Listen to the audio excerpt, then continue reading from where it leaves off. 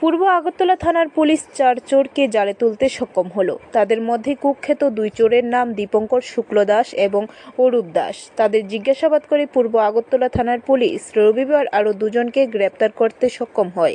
এই বিষয়ে মহকুমা পুলিশ আধিকারিক জানান, শনিবার সৌন্দর্যজনকভাবে একটি গাড়ি আটক করা হয়।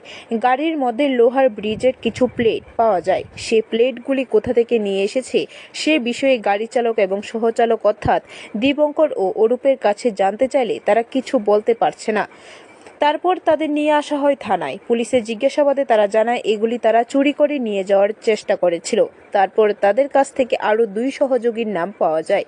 তারপর পুলিশ সাধুটিলা সংলগ্ন এলাকা থেকে সেই 2 চোরকেও আটক করে তাদের থানায় এনে জিজ্ঞাসাবাদ করার পর জানা যায় তারা গত 9 এবং 15 আগস্ট রাজধানী মহারাজগঞ্জ বাজার এবং বাইপাস এলাকা থেকে 2টি বাইক চুরি করেছে।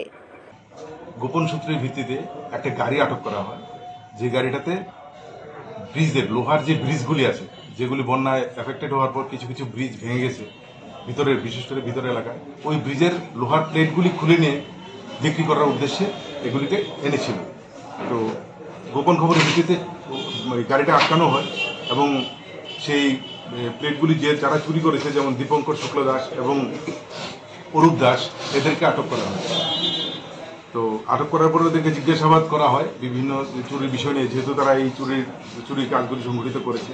তো ওদের কাছ থেকে আমরা আরও 2 জনের নাম পাই এবং যাদের কাছ থেকে আমরা আরও 2টো বাইক উদ্ধার করতে পারি। তো এই বাইকগুলি গত একটা 9 তারিখে, একটা 15 তারিখে চুরি হয়েছিল। ব্যুরো রিপোর্ট, খবর ত্রিপুরা।